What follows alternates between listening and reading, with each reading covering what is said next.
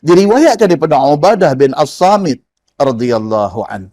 Katanya telah sembahyang Nabi SAW dengan sahabat-sahabat dia sembahyang subuh berjemaah. Dia kata hari itu Nabi sembahyang subuh berjemaah dengan sahabat-sahabat lain. Maka kemudian daripada sudah Nabi baca Fatihah, maka membaca Nabi SAW akan surah dengan nyaringnya. Sembahyang subuh. Habis iftitah, Nabi baca Fatihah. Habis Fatihah, Nabi baca surah. Oleh kerana sembahyang subuh, bacaannya nyaring, baca kuat. Maka kata Ubadah, fasaqulat alaihi alqira'ah. Ni dia nak cerita ni. Maka berat, yakni terasa lambat dan jadi tersekat-sekat dan tersasul bacaan Nabi SAW. Tuan-tuan, Nabi jadi imam sembahyang subuh. Waktu baca Fatihah cantik, waktu Nabi baca surah, bacaan Nabi pada pagi itu, bacaan Nabi jadi terganggu. Bacaan jadi tak lancar. Pasal apa ni? Kerana berlawan membaca dengan makmum di belakangnya. Syekh belakang ni kacau. Nabi habis baca Fatihah, Nabi baca surah. Nabi tengah duk baca surah, Syekh belakang ni duk baca beras sampai ganggu Nabi. Itu yang orang duk kata apa? Bila kita habis sembahyang fardu, wirid pelan. Pasal apa wirid pelan? Pasal kacau kawan hak mai kendian ni. Mereka duk sembahyang di belakang, ganggu dengan kita. Bukan masalah Wahabi. Kita juga kata ni, geng ni tak bagi wirid lepas sembahyang ni Wahabi. Bukan masalah Wahabi. Masalahnya, wirid derah tu mengganggu di belakang tu. Masalah dia apa? Masalahnya ada hadis yang melarang benda ni. Tune otak kita bagi betul tentang benda ni.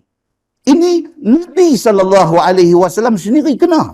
Nabi sembahyang subuh, Nabi jadi imam, Nabi baca Fatihah, masa Nabi baca surah, kawan belakang duk baca derah. Bacaan derah dia tu mengganggu Nabi SAW.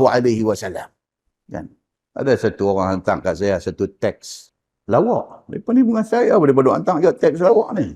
Dia kata satu budak balik rumah, lepas tu masuk pancong mandi. Waktu dia mandi, dia duk Tala'al badru alaina min saniyatil wada'. Duk dalam bilik air lah sambil duk mandi sambil duk. Pak dia dengar pergi duk ketuk pintu bilik air ni. Ketuk, suruh buka. Budak ni pun buka masuk, dia tabuh anak dia ni. Hei, dia kata, duduk dalam toilet, duduk dalam pancong, mana boleh duk baca Quran? Kayau lah budak ni, kena penabuh dengan pak dia, kayau. Mak ni mak ngawat ni pasal apa? Dia kata ni anak ni hang kena ajak dia elok-elok. Duk baca Quran dalam pancong. Mana boleh? Mak ni kata, cik baca apa? Dia kata cik duk nyanyi Tala'al badru alaina. Mak kata balik dekat pak ni, dia kata apalah pak hang, tu bukan Quran, tu nasyid. Pak ni pula pergi duduk penyuruh rumah duk teriak. Aku duk teriak. Mak ni pergi tanya pula. Mak ni pergi tanya awak, Pang pasal apa? Teriak pasal apa? Dia kata 30 tahun dah aku duk baca yang tu dalam sembahyang. Allahu Akbar. 30 tahun dah dia kata aku duk sembahyang ni. Lepas pada Fatihah, waladhdallin amin, tala'al badru alaina min saniyati. Aku duk ingat aku Quran, dia kata. Yang ni, yang orang Penang kata apa? Punggah. Kata, ni punggah ni. Masya Allah, tuan-tuan. Yang kata orang Melayu ni jangan buat pasal kan. Orang Melayu ni dia kalau bunyi Arab ada Quran. Bunyi Arab sikit hadis lah. Pasal apa? Pasal dia pun tak tahu Quran hadis apa dia pun tak tahu. Bunyi Arab tu dia dah. Dia kira agama dah yang tu. Muslimin dan muslimat yang dirahmati Allah sekalian.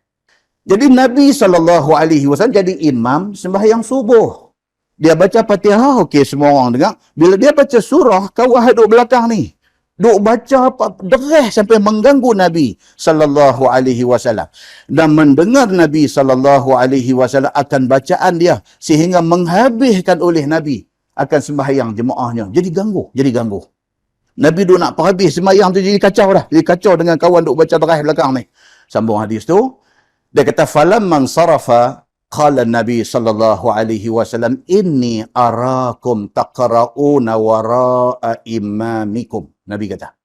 Maka tak kala berpaling dan selesai Nabi SAW dan memberi salam akan sembahyangnya, sabda Nabi SAW kepada jemaah yang ada di belakang dia, bahwasanya aku nampak kamu membaca di belakang imam, yakni di belakang aku tadi. Bila habis sembahyang subuh 2 rakaat, Nabi bagi salam, Assalamualaikum warahmatullahi, Assalamualaikum warahmatullahi. Nabi terus beralih ke depan, Nabi kata, tadi masa aku duk baca surah tadi, kalau duk baca apa di belakang ni tadi? Nabi kata lagu tu. Kata Ubadah, maka berkatalah kami kepada Nabi SAW, Ya Rasulullah, sangat benarlah apa yang Tuhan kata itu. Wallahi, kami sekalian membaca di belakang imam tadi. Dia kata betul. Masa Nabi habis Fatihah, masa Nabi baca surah, belakang ni pakat duk baca. Memang betul. Kalau itu yang Tuhan maksudkan, memang betul lah. Kami memang baca. Masa Tuhan duk baca surah, kami duk baca di belakang ni. Sambung hadis tu, dia kata, qal fala taf'alu illa bi ummil Quran. Sabda Nabi SAW, maka jangan sekalian kamu baca apa-apa, melainkan hendaklah baca ibu Quran, yakni Fatihah sahaja. Nabi kata, lepas aku habis baca Fatihah, aku nak baca surah. Hampa baca Fatihah saja masa tu. Dan baca dengan pelan. Jangan lupa baca hal lain. Lagi imam dah habis dah Fatihah, imam baca surah. Imam baca pula surah panjang. Makmum ni dah baca Fatihah habis dah. Dia pun petik satu surah juga lagi. Jangan. Dia nak mencelarukan keadaan. فَإِنَّهُ لَا صَلَاةَ لِمَنْ لَمْ يَقْرَأْ إِلَّا بِهَا. Kerana bahawasanya tidak ada sembahyang, yakni tidak sah sembahyang bagi orang yang tidak baca Fatihah. Okay. Hadis ni menjadi dalil bahawa makmum, walaupun dalam sembahyang yang baca deras, subuh, maghrib, isyak, bila imam habis baca Fatihah, imam nak baca surah, makmum tetap diwajibkan membaca Fatihah. Ini dalil dia.